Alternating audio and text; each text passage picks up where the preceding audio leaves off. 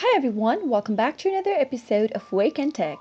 In today's tutorial video, I'm going to guide you through how to log into your Google account with your phone number. Watch the video till the end and don't forget to subscribe to our channel by hitting the subscribe button. Press the notification bell icon so that you'll never miss another update from us.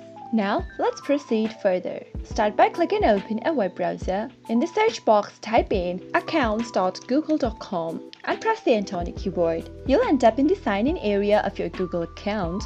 Now, when asked for your email or phone number, if you'd like to log in with your phone number option, simply type in your phone number in the text box. Once you're done, click on Next and type in your password on the next field. Once you type in your password, double-check your password by clicking on the Show Password box, which will help you reveal your password.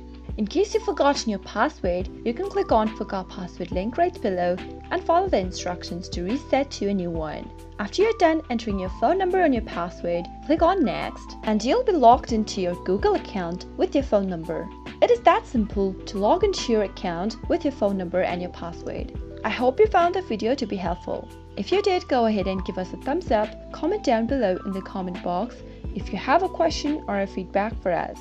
I'll soon be back with more tutorial episodes. Goodbye till then.